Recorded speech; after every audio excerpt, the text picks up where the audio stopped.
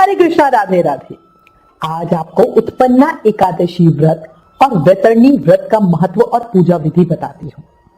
सही तरीके से करी हुई पूजा का फल हमें बहुत अच्छा मिलता है। पूजा में की हुई गलतियों से व्रत का फल तो देखो शून्य हो ही जाता है। साथ ही कई बार ऐसा भी होता है कि हमें दोष लगता है, तो इसीलिए हमें ध्यान रखना चाहिए। और जब भी पूजा करो तो अच्छा होता है ना कि छोटी छोटी बातों का ध्यान रखकर आप अपनी पूजा को अच्छे से संपन्न करो। तो इस वीडियो में हम उन्हीं बातों को बता रहे हैं जो आपको पूरी तरह ध्यान रखनी चाहिए। मार्गशीर्ष माह के कृष्ण पक्ष की 11 यानी 11वीं तिथि को भगवान विष्णु से एकादशी तिथि, एकादशी माता का प्रादुर्भाव यानी प्रकट हुआ था, उत्पन्न हुई थी। इसीलिए इस दिन उत्पन्ना एकादशी का व्रत किया जाता है। इसे उत्पत्तिका, उत्पन्ना, प्राकट्य और वैतरणी एकादशी भी कहा जाता है। पद्म पुराण के अनुसार श्री कृष्ण ने धर्मराज युधिष्ठिर को इस एकादशी की उत्पत्ति और इसके महत्व के बारे में बताया था। व्रतों में एकादशी को प्रधान और सब सिद्धियों को देने वाला कहा गया है। देवी एकादशी भगवान विष्णु की एक शक्ति रूप है जो उनके अंदर से ही उत्पन्न हुई थी। मान्यता है कि उन्होंने इस दिन उत्पन्न होकर राक्षस मुर का वध किया था, इसलिए इस एकादशी को उत्पन्ना एकादशी कहा जाता है। यह साल की 4 बड़ी एकादशियों में से एक है। जो साधक वैसे एकादशी का व्रत शुरू करना चाहते हैं वो इसी एकादशी से व्रत को उठा सकते हैं। साथ ही जो साधक वैसे एकादशी व्रत नहीं करते उन्हें भी कम से कम साल की जो 4 बड़ी एकादशी होती है उनका व्रत जरूर करना चाहिए। धार्मिक मान्यता के अनुसार इस दिन स्वयं भगवान विष्णु ने माता एकादशी को आशीर्वाद दिया था और उनके व्रत को सबसे महान और पूजनीय बताया था। इसीलिए एकादशी व्रत को व्रतराज कहा जाता है, सभी व्रतों का राजा। साथ ही यह भी कहा जाता है कि एकादशी व्रत उन्हें सभी व्रतों में सबसे अधिक प्रिय है। इसीलिए एकादशी का व्रत रखने से इंसान के पूर्व जन्म और इस जन्म सभी जन्मों के पाप खत्म हो जाते हैं। ये व्रत पूरे नियम, श्रद्धा और विश्वास के साथ रखो, तभी इस व्रत का पूर्ण फल आपको मिलेगा और अंत में मोक्ष मिलेगा। अच्छा, याद रखना इस व्रत का सबसे उत्तम जो पुण्य मिलता है वो है अश्वमेध यज्ञ करने जितना पुण्य, कठिन तपस्या, तीर्थों में स्नान, दान आदि से मिलने वाले जो पुण्य होता है उससे भी अधिक पुण्य उत्पन्ना एकादशी का व्रत करने से मिलता है। अब देखो वैतरणी व्रत होता क्या है। सबसे पहले तो एक परम सत्य जान लो, जो प्राणी इस धरती पे जन्म लेता है उसकी मृत्यु होनी ही होनी है, ठीक है ना। इसीलिए इसको मृत्युलोक कहा जाता है।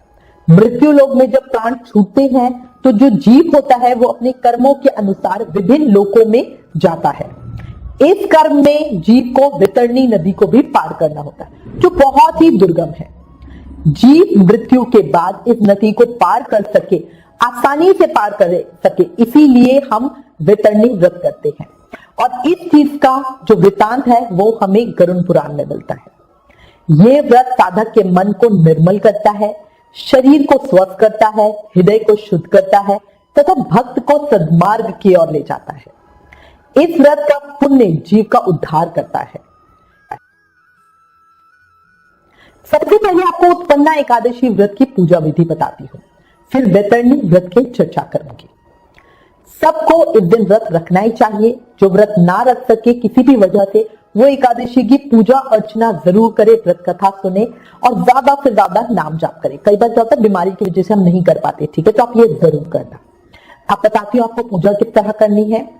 देखो, एकादशी व्रत रखने वाले को एक दिन पहले यानी दशमी की रात से ही भोजन नहीं करना चाहिए। भगवान का नाम लेते हुए जमीन पे सोना चाहिए। ब्रह्मचार्य व्रत का पालन करना चाहिए। एकादशी के दिन सुबह जल्दी उठ के स्नान करे, साफ कपड़े पहने और पूजा की तैयारियां करें। सबसे पहले हल्दी मिला जल घर के मुख्य मेन गेट पर दोनों तरफ डाले, फिर हल्दी से ही द्वार के दोनों तरफ सतिया बनाए। पूजा की जो सामान है, पूजन सामग्री मतलब जो है फल फूल वगैरह लेकर बैठे। सबसे पहले सूर्य भगवान को जल अर्पित करें। जल में थोड़ी सी रोली और गुड़ मिला ले और फिर सूर्यदेव भगवान को तो बहुत अच्छा होता है। अपने एकादशी व्रत का संकल्प लें और इसके बाद भगवान विष्णु और मां लक्ष्मी का बढ़िया पूजन करें। अगर आपके सेवित शिव विग्रह है, लड्डू गोपाल जी, राधा कृष्ण या शालग्राम जी, तो उन्हें बढ़िया पंचामृत से स्नान करवाएं, सुंदर श्रृंगार करें, फिर इन्हें फूल फल मीठा भोग अर्पित करें। इस दिन मां लक्ष्मी को कमल का फूल जरूर अर्पित करें। भगवान विष्णु के सामने धूप दीप प्रज्वलित करें, विष्णु सहस्त्र नाम का पाठ करें, उत्पन्ना एकादशी की व्रत कथा सुने, भगवान विष्णु और मां लक्ष्मी की स्तुति करें, विष्णु जी और लक्ष्मी जी की चालीसा पढ़े या सुने, साथ ही भगवान से अपनी जाने अनजाने में हुई गलतियों की क्षमा मांगे। इसके बाद एकादशी की आरती करें। देखो, वैसे एकादशी माता की आरती हमें हर एकादशी पे जरूरी करना चाहिए, पर उत्पन्ना एकादशी पे इस आरती का विशेष महत्व है। उत्पन्ना एकादशी पर एकादशी माता की आरती जरूर ही करें, साथ ही भगवान विष्णु और मां लक्ष्मी की आरती करें। आरती के बाद प्रसाद जरूर बांटें। पूरा दिन कम बोलकर शुभ कर्मों में लगाएं, अधिक से अधिक माला जाप करें। नियम बना लो, हर एकादशी पर रोज से दुगना माला जाप करोगे। मतलब जैसे अगर रोज में 2 माला करते हो तो एकादशी पे 4 करो, रोज में 16 माला का नियम है तो एकादशी पे 32 करो। देखो, ये दिन बहुत महान और फलकारी होता है। इसमें किए गए किसी भी कर्म का फल हमें अधिक होकर मिलता है, और रोज में जाने अनजाने में हम काफी पाप कर देते हैं।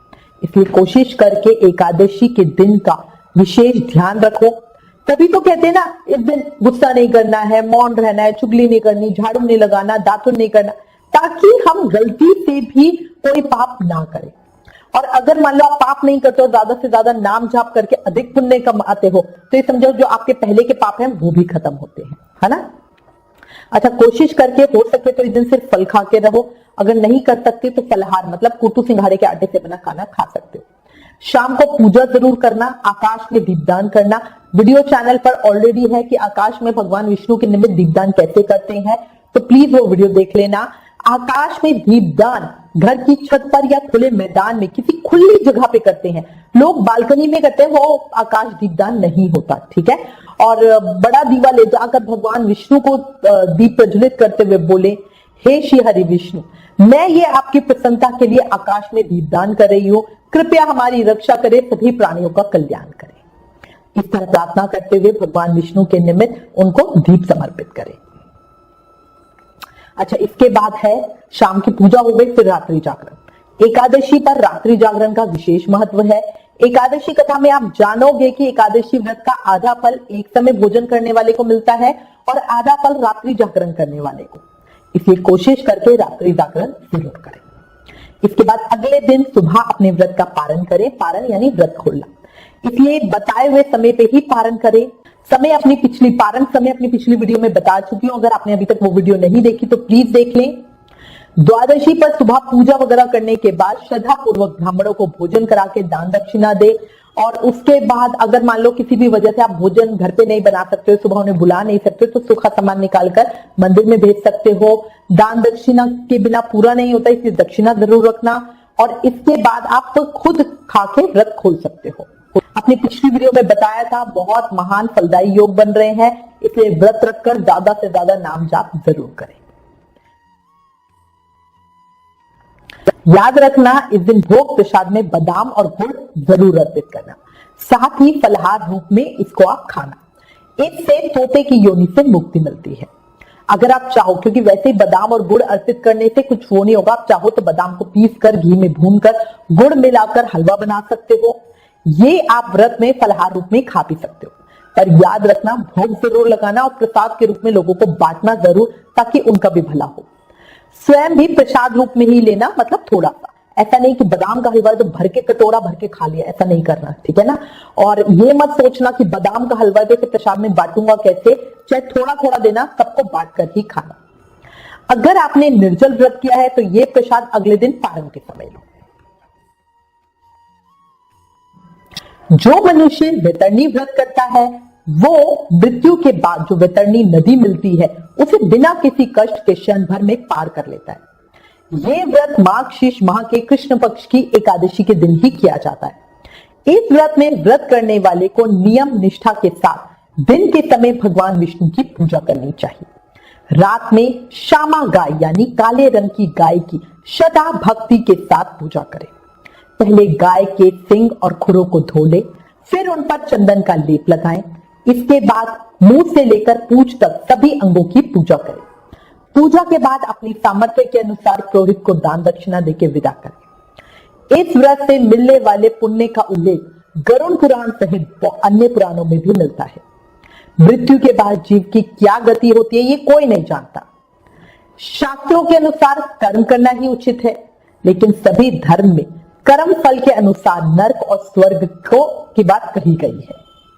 जन्म जन्म के फेर से छूटने का उपाय तो हम एकादशी व्रत करके करते हैं, और यही मानव जीवन का मूल उद्देश्य है, क्योंकि किसी भी अन्य योनि में यह अवसर नहीं मिलता है ना। बाकी जीव योनि में क्या होता है, हमें बुद्धि थोड़ा होती है कि हम एकादशी कर सके। अगर मनुष्य योनि में आप पुण्य अर्जित नहीं करते तो फिर पता नहीं आपको वापस कितनी योनियों में भटकना पड़े, ठीक है ना। तो इसलिए बहुत आसान है। वैतरणी व्रत में ज्यादा कुछ नहीं, फलहार के साथ ही व्रत करते हैं। जो एकादशी व्रत के नियम होते हैं वही वैतरणी व्रत के होते हैं, बस इसमें गौ माता की पूजा एक्स्ट्रा की जाती है। अगर कोई सामर्थ्यवान है तो वो गौ माता का दान भी इसी दिन करे, बहुत अच्छा होता है।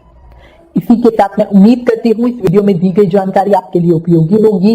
इससे रिलेटेड अगर आपके पास कोई भी कमेंट या सजेशन है तो प्लीज हमें लिखें। ज्ञान बांटने से बढ़ता है, इसलिए इस वीडियो को ज्यादा से ज्यादा शेयर करें। Please like, share and subscribe. Thank you. Hare Krishna.